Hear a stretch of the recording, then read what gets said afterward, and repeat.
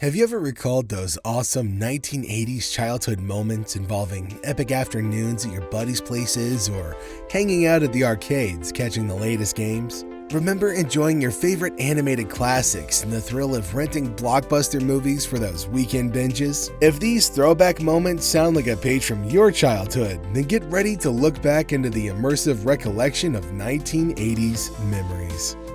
Starting with Blockbuster, the Netflix or Amazon of the 1980s, a shopping delight for the movies we wanted to see.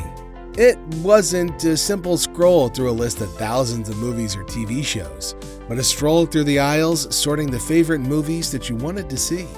Blockbuster Store. Friday nights were usually the nights that marked the promise of a blockbuster movie show. The weekend started with the Blockbuster Store as the first stop, sprinting through the massive library of a blockbuster and being met by a massive collection of movies, which was indeed a perfect delight. Or if you were like me, you got to choose a game to play for the whole weekend. Now it was a routine, a habit to leave with a bag full of movies, ensuring a stack that would stretch throughout the weekend, along with some popcorn or candy to complete the perfect movie night. Those were the days when a trip to Blockbuster wasn't just about renting movies, but it was a treasured memory that made the weekends worthwhile. Talking about weekend delights, who could forget the beautiful Saturday mornings as we rushed towards the televisions with a bowl of our favorite cereal in hand, hoping to catch our favorite morning cartoons with a feeling of freedom, knowing that there was no school, a truly nostalgic moment to remember. Cartoons. You remember popping on the TV as you set yourself up in a relaxing position, tuning into your favorite shows like He-Man, the Care Bears, Pee-wee's Playhouse, the Smurfs, or even G.I. Joe. Remember the perfect morning breakfast that went with the animated adventures of the day, a big bowl of your favorite sugary cereal. I'm talking Captain Crunch, Fruity Pebbles, Cocoa Puffs, and Cookie Crisps, eaten without a worry in the world. My absolute favorite was orange waffles. Now, these were the mornings that were filled with laughter, colorful characters, and the delightful crunch of nostalgia. Talking about fun movie experiences, well, the music was no exception either. In the era where the only Spotify playlist was a mixtape made from a very careful process, resulting in a playlist that was not only tangible, but really hard for oneself to dispose of. The mixtapes of the 80s were musical masterpieces made by exceptional choices to be put into a limited memory. If you doubt me, just go listen to the bangin' soundtrack for Guardians of the Galaxy Volume 1. Oh wait, mixtapes. Remember making your own mixtapes similar to making a playlist today, arranging the music of your choice that reflected a lot of your personality. And it wasn't just as easy as downloading and putting the songs in your playlist. It required physical copies of the songs you wanted to put in. Remember possessing the tunes you shared, a concept that feels nostalgic in our digital age.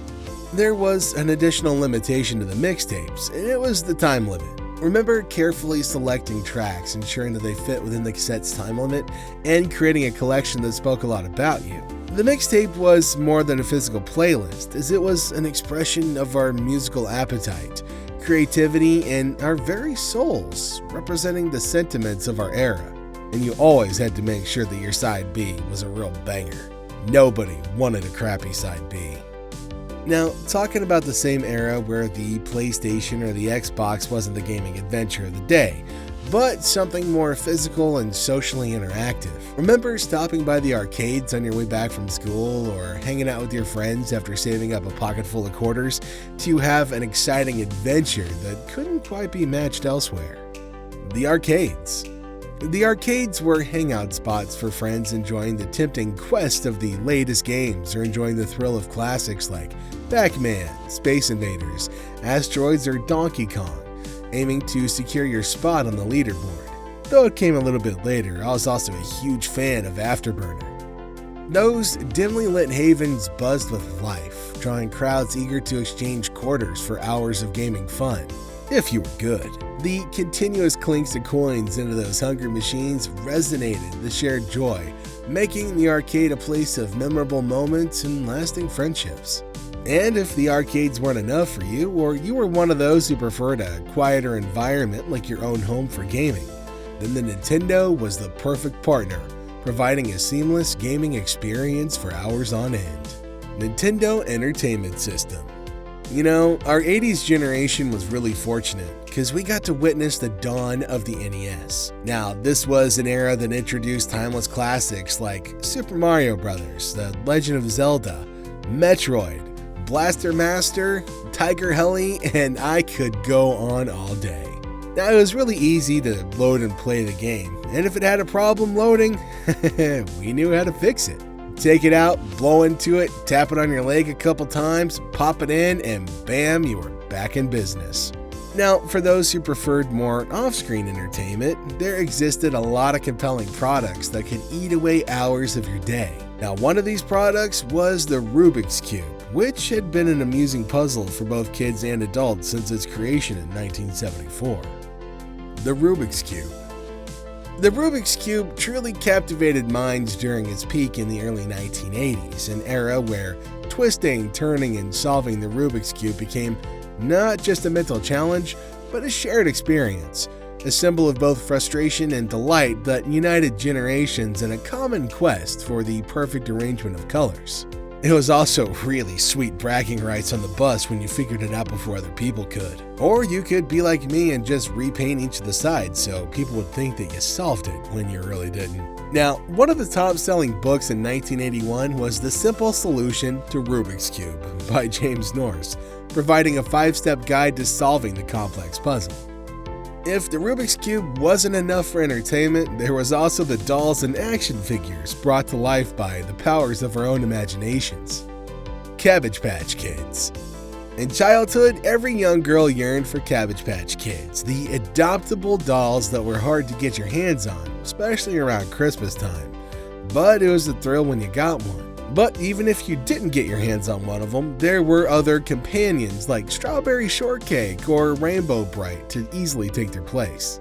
Likewise, us guys had our hearts set on He-Man and the Masters of the Universe action figures. It wasn't just about having one, but about collecting the entire range, from He-Man himself to the iconic Castle Grayskull that became bits of their imaginative adventures. They weren't just possessions, but cherished gateways to an imaginative world of plastic heroes and companions. Me, personally, I got hit really hard with the Ninja Turtle bug. Pretty sure I have my turtle blimp around here, somewhere, actually. Now, talking about looking up to something, no one could ever forget the unforgettable, ever-living legacy of the chorus, "Do They Know It's Christmas?" recorded by Band-Aid, a moment that only the 80s generation witnessed firsthand. Do they know it's Christmas?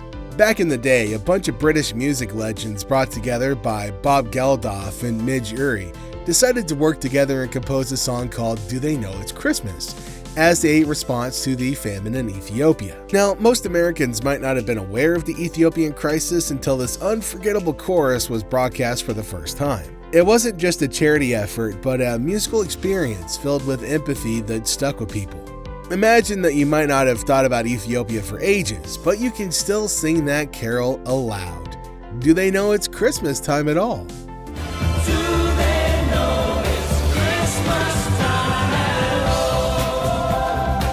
That's the magic of this chorus. That was not just a catchy tune, but a reminder of a moment when music united for a cause that transcended borders.